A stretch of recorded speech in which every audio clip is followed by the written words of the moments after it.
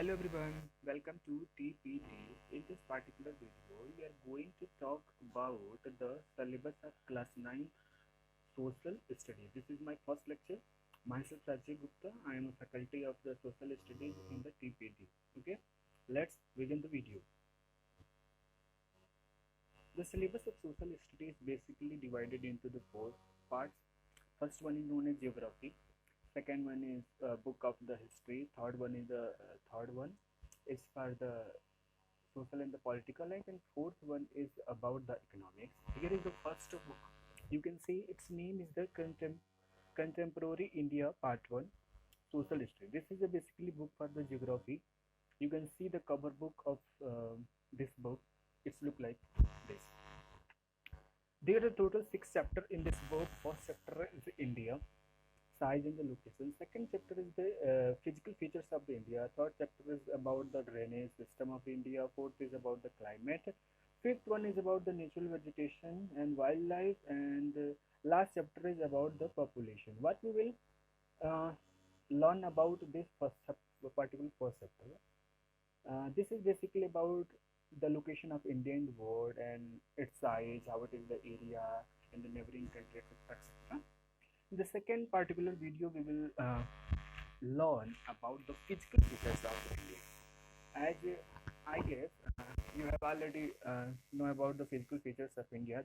India is basically divided into the 6 particular physical features, which are the northern plains, northern mountains, the western desert, Deccan plateau, and coastal plains and the iceland.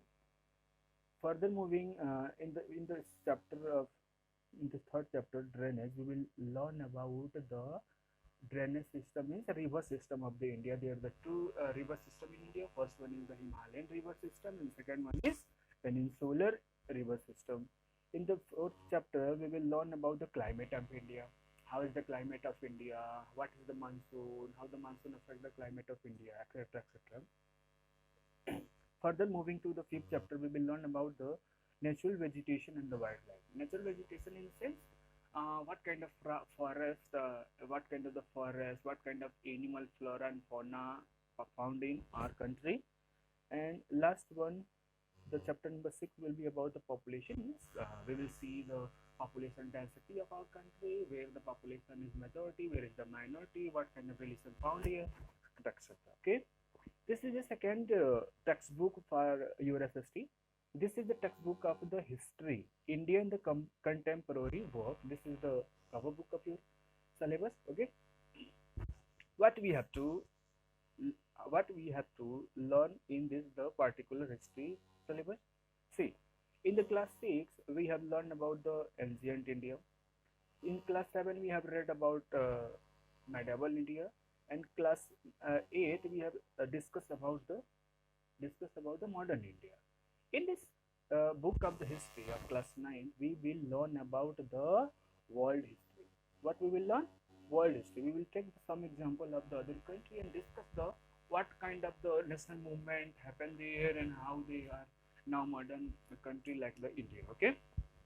In the very first chapter, there basically the history syllabus is divided into two sections. First is the event and progress, and second one is the livelihood, economics and the society. The first chapter is about the French Revolution. You know, France is a European country. We will learn about the French Revolution in this chapter. Second is the socialism in the Europe and the Russian Revolution. After learning about the history of the France, we will further move to the Asian and European country Russia. We will see the history of the Russia. And third one, we will see the Nazism and the rise of the Hitler. Hitler was basically what you can say. It was the autocrat like monarchy. He was basically soldier and he arose in Italy, particular country. And yes, we will learn about the Italy, basically the history of Italy. It is also an again European country. The fourth chapter is about the forest society and the colonialism. As you have read earlier in the class 8 about the tribal community in the India. Same here, we will learn about the what other forest society and the colonialism tribes, which type of the tribe found in the different region of the other countries as well. We will learn about them in this chapter.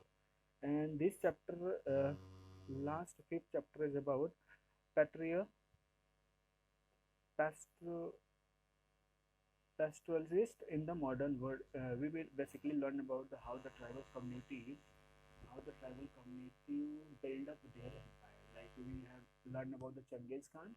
He was basically the tribal community which wanted to build his empire like a Sikandar. Okay, so let's move again. This is the third book which interfaces the democratic politics. This is the political science book. Okay, this again the total syllabus of this book is divided into the four chapters. First one being what is democracy and why democracy. As we know, democracy is the government of the people, for the people, by the people. So we will get a broad aspects about the democracy, how the democracy origin, where it origin, and how it spread over the countries and other world's countries. Okay, then why democracy? Why every citizen? Why do other countries want to have a democracy? We will learn about this. Then our country, we will learn about the constitutional design, how are the constitution assembly set up, and how they proceed 2 years and 11 months to construct out the constitution, etc., etc. In the third chapter, we will learn about the electoral politics. Means every country, if a country is a democracy, okay, they they will they will launch election to choose their representative. And what are the processes of the electoral process in this particular lesson we will learn. Then working of the institution, as we know, constitution say the basically our Indian constitution say the total power should not be concentrated in the one body. So there is a concept of the separation of power. The total power of the government is divided into three bodies. First is legislature, then executive, then what? Judiciary. Okay, we will explain every each topic in the details in this chapter. Then democratic rights. Democratic rights means if you are a democratic country, then a democratic country, governments give so many powers to their citizens. That rights are known as the democratic rights are fundamental rights. As I know, you have already learned about the fundamental rights in the last class 8. Okay, and this is the basically new book for everyone. Economics means suppose for in your family who in your family mama papa, they earn money to basically to they earn money to deal with the expenses of the family. Same way, if there is a government, they also need some money to expense in the society for the development of the country and other to expend on the education, on the health, and etc. etc. So here is a term comes economics. Economics is basically what the management of money. The management of money is known as basically economics. So we will start from the story of a village Palanpur. Here is a basically example to introduce you what is the economics and what are the economic activities. Basically, this is divided into three parts: primary activities, secondary activities, and third tertiary activity. In primary activity, agriculture sectors comes. In secondary activity, the mining, forest activity come, and in third is basically known for the service sector. For example, I am teaching you. This is the economic.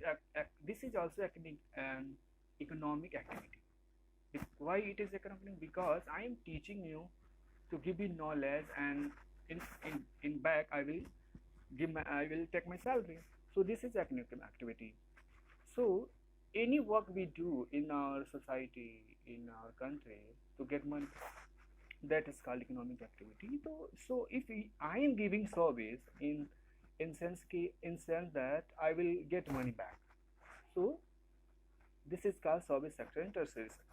Okay, in the chapter number second we will learn about the people as the resources.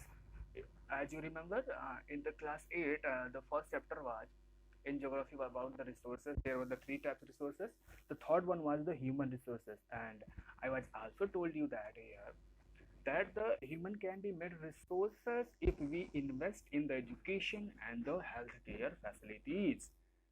Then chapter number third is about the poverty. Here we will learn what is the poverty, what is the BPL, below poverty line, and the Croatian scores we will learn, and how we can end the poverty from the country and all over the country. Then further moving towards, we will learn about the sustainable development goals which were made by the UN, United Nations. Okay. Then fourth one is about the food security in India. See, our country, our country's population is around 130 crores, and near about the 70% population live in the village. Many of them are farmers. So food security of the India. Many are the poor also in the country. So for example, if we government will not provide them a food security, they will die by strike. For example, there is a natural disaster and all over the flood, the plant get destroyed. So what we will do? So basically, government what do? They provide the food security for everyone who income or does not income. Government provide them food. This is what economics we will read. Okay. Now here is two pictures you can see. As I discussed in the Constitution of India in the last year, as you remember. Mm, I think there was the first chapter in your book, Social and Political Life. So what is the preamble? As our leaders were thinking about the constitution, they thought, what is actually constitution about? So basically, what preambles deal? The preambles say what is our constitution aim. This basically so. And I request you all to pause the video and just learn all the preambles carefully. And in the further later videos, I will discuss about more. And this is our national anthem, as you know. Do you know the national anthem was firstly written in the Bangla language by Rabindranath Tagore, and thereafter it was converted into the Hindi, and on the 24 Jan 1950 it was included in our constitution. Okay. Here is I was talking about the last chapter of your political science book, democratic rights. Here is the fundamental rights. I request you all. I have already discussed about there are the 6 fundamental rights in our constitution. Everyone, you all should remember. Okay, as our constitution provided the fundamental rights, same way the constitution say you are enjoying your rights. You have also a duty for our nations. This is known as the fundamental duties. There are the 11 fundamental duties for us. So here is your homework also. You have to rewrite the fundamental right and the fundamental duties on a copy, and have to memorize, and also have to show me. Okay. Here I'm gonna end the video. Thank you for the listening. Take care. Bye bye.